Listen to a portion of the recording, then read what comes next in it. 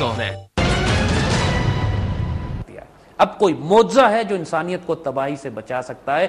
اب اور کوئی راستہ انسانیت کے پاس نہیں رہ گیا کہ اس نظام نے جنگیں برپا کروائی ہیں, انسانوں کو قتل و غارت میں تباہ و برباد کیا ہے, اس کو غلام بنا لیا ہے. اب صرف انسان کے پاس فلاح کی راہ یہ ہے کہ وہ اسلامی معاشی نظام عدل کی طرف لوٹے. اور اسٹیٹ بینک کے افتتاح کرتے ہوئے انہوں نے کہا کہ میں اسٹیٹ بینک سے توقع کروں گا کہ پاکستان کے اندر ایک اسلامک اکنامک ماڈل یہ قائم کریں, تاکہ یہ ماڈل آنے والے وقتوں میں پوری دنیا کے لیے ایک رول ماڈل بھی بنے اور پاکستان کی ریاست کو ایک اسلامی فلاحی ریاست بنا سکے. یہ قائد اعظم کہہ رہے ہیں 1948 میں اس کے اسٹیٹ بینک کے افتتاح کے موقع پر. یہ ان کی آخری تقریر تھی, اس کے بعد قائد اعظم کا انتقال بھی ہو گیا. جو کفر کا نظام یہ جو قائم ہے, اس کے 3 فنڈامنٹل پلرز اور پیرامیٹرز ہیں. دیکھیے, ایک یہ کفر کا نظام اپنا سیاسی نظام بناتا ہے, اپنا پولیٹیکل آرڈر, جہاں ہم سے کہتا ہے یا ڈکٹیٹرشپ ہے یا ڈیموکریسی ہے. چاہے وہ آپ ڈکٹیٹرشپ لیں یا ڈیموکریسی لیں, دونوں کفر کے نظام, دوسرا رخ ہے, دونوں کفر کے نظام ہیں. جس طرح ان کو کیپٹلزم اور کمیونزم چاہیے ہوتا ہے دنیا کو تقسیم کرنے کے لیے, اسی طرح پولیٹیکل فرنٹ پہ بھی دنیا کو تقسیم کرنے کے لیے 2 سیاسی نظام انہوں نے دیے ہیں. دونوں کو یہ خود کنٹرول کرتے ہیں, دونوں کے ان کے زائنسٹ بینکرز کنٹرول کرتے ہیں, دونوں کے پیچھے وہی کنٹرول کرنے والی گلوبل فورسز ہیں, چاہے وہ یونائٹڈ نیشنز کے تھرو آپریٹ کریں, چاہے وہ ورلڈ بینکرز کے تھرو آپریٹ کریں, چاہے گلوبل فائنینشیل کنٹرول کے ذریعے یا فوڈ سپلائی کے ذریعے. ان کے پیچھے لوگ وہی نکلتے ہیں جا کے جو زائنسٹ, وہ لوگ کہ جو اس دنیا پر اب اسرائیل کی ریاست اور نیو کون کنزرویٹو ایونجلیکل کرسچن زائنسٹ, ان ساری تفصیل کو ہم ایکسٹینسولی ڈسکس کر چکے ہیں کہ یہ وہ لوگ جو دنیا پہ ایک بہت بڑی گلوبل گورنمنٹ بنانا چاہتے ہیں جو زائنسٹ بیسڈ ہو, جس کو ہم شریعت کی اصطلاح میں حدیث شریف میں دجال کا نظام کہتے ہیں. اور ایک طرف یہ 2 سیاسی ماڈل ہمیں دیتے ہیں اور کہتے ہیں جی اس کے علاوہ اور کوئی رستہ نہیں ہے, یا ڈیموکریسی لے لو یا ڈکٹیٹرشپ بری ہے, ڈیموکریسی لے لو. صحیح, ہم کو یہ سمجھایا جاتا ہے. دوسرا ہم سے کہا جاتا ہے کہ جب اگر اکنامک ماڈلز کی آپ بات کرتے ہیں, 2 اکنامک ماڈل ہیں, یا کیپٹلزم ہے یا کمیونزم ہے, یا وہ لے لیجئے یا یہ لے لیجئے.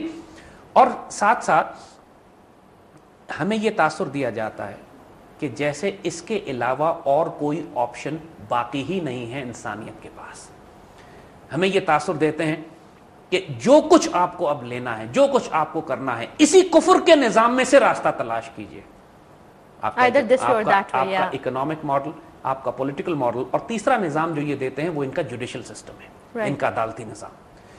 جوڈیشل سسٹم بھی ہمیں یہی کہا جاتا ہے کہ وہی ہوگا کہ جو ہم بتائیں گے, سیشنز کورٹس ہوں گے, ہائی کورٹ ہوگی, سپریم کورٹ ہوگی, انگریز کا بنایا ہوا قانون چلے گا, وہی وکیل ہوگا جو اس کو چلائے گا. اور پھر 4th pillar of the state یہ کہتے ہیں میڈیا کو. برنارڈ لوئس ایک بہت بڑا اورینٹلسٹ ہے, مغرب کا آج کا بہت بڑا اسکالر سمجھا جاتا ہے, جو مشرق کے نظام کو, اسلامی تہذیب کو سمجھتا ہے اور پھر کفر کو یہ مشورے دیتا ہے کہ اسلامی تہذیب کو کمزور کس طرح کیا جائے. لیکن اس نے بڑی اچھی کتابیں, بڑی تفصیل سے ریسرچ کر کے اسلامی تہذیب اور مغربی تہذیب کے کمپیریزنز کیے ہیں اور کتابیں لکھی ہیں. برنارڈ لوئس اپنی کتاب میں ایکنالج کرتا ہے کہ کفر کے نظام کی پوری بنیاد 2 پروفیشنز کے اوپر ہے.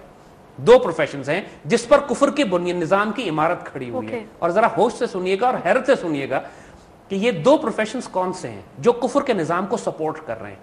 ایک اس نے کہا جرنلسٹ ہے اور دوسرا لائر ہے. جرنلسٹ کے ذریعے, میڈیا کے ذریعے اس سسٹم کی, جو کفر کا نظام انہوں نے بنایا, اس کی سب سے بڑی طاقت یہ ہے انسانوں کو غلام بنانے کی, کہ اس کی ability to spread disinformation, جھوٹ بولنے کی صلاحیت. یہ اس کثرت سے جھوٹ بولتے ہیں اور اتنا میسو جھوٹ بولتے ہیں, سیٹلائٹس ہیں, اخبار ان کے پاس ہیں, میڈیا ان کے پاس ہے, ٹیلی ویژن چینلز ان کے پاس ہے, کیبل نیٹ ورک ان کے پاس ہے, پبلک اوپینین کو کنٹرول کرنا.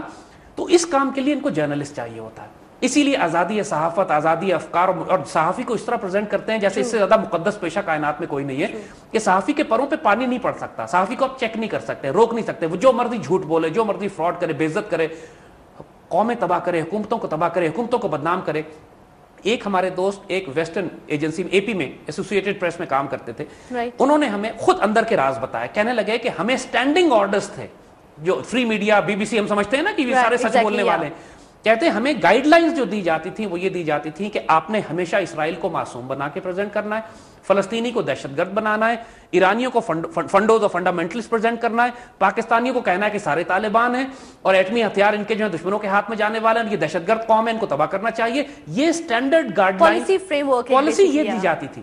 اور دنیا کی ہر خبر جو اے پی سے, اے ایف پی سے, بی بی سی سے نکلتی ہے, اس کے بیسک پیرامیٹرز یہی ڈیفائنڈ ہے.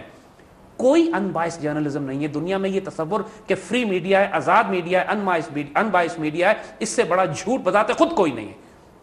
کیونکہ یہ سارا میڈیا جو فورتھ پلر ہے ان کی اسٹیٹ کا، جو فورتھ پلر ہے ان کے کفر کے سسٹم کا، اس کا مقصد پوری کائنات میں ڈس انفارمیشن اور جھوٹ کو پھیلانا ہے، اور اس کے نتیجے میں یہ مائنڈ کنٹرولز کرتے ہیں، ذہنوں کو قابو کرتے ہیں لوگوں کے. اور اب جو ان کا گیم پلان بن رہا ہے، کیونکہ ان کا جوڈیشل سسٹم، جو عدالتی نظام پوری دنیا میں کبھی یونائٹڈ نیشنز کے تھرو آتے ہیں، کبھی انٹرنیشنل کورٹ آف جسٹس کے تھرو ہمارے پاس، کیونکہ یہ سارے یہ نظام جو ان کا اکنامک ماڈل ہے، چاہے آئی ایم ایف کی شرائط ہیں، ورلڈ بینک کی شرائط ہیں، جو ملکوں سے معاہدے کرتے ہیں، یہ سارے معاہدے ان کے وکیل لکھتے ہیں، لائرز، انٹرنیشنل لائرز. اس لیے اس پورے سسٹم کو، چاہے ان کا پولیٹیکل ماڈل ہے، جو کانسٹیٹیوشن لکھے جاتے ہیں، جو ڈیموکریسی کے لاز بنائے جاتے ہیں، جو پاکستان یا ملکوں میں کتنی سیاسی جماعتیں ہوں گی، ان الیکشن کس طرح کرائے جائیں گے، آج بھی امریکن پاکستان میں پہنچ کے ہمیں لیکچر دیتے ہیں کہ ڈیموکریسی کیسے ہوتی ہے، پارلیمنٹری ڈیموکریسی کیسے چلتی ہے، اور کورسز کروائے جاتے ہیں، اور سیاسی جماعت کے لوگ ہمارے ان کورسز کو اٹینڈ کر کے بڑے ادب سے سن کے چوم کے آنکھوں پہ لگاتے ہیں کہ امریکہ نے ہمیں یہ بتایا کہ ڈیموکریسی اس طرح ملک میں نافذ کی جائے گی.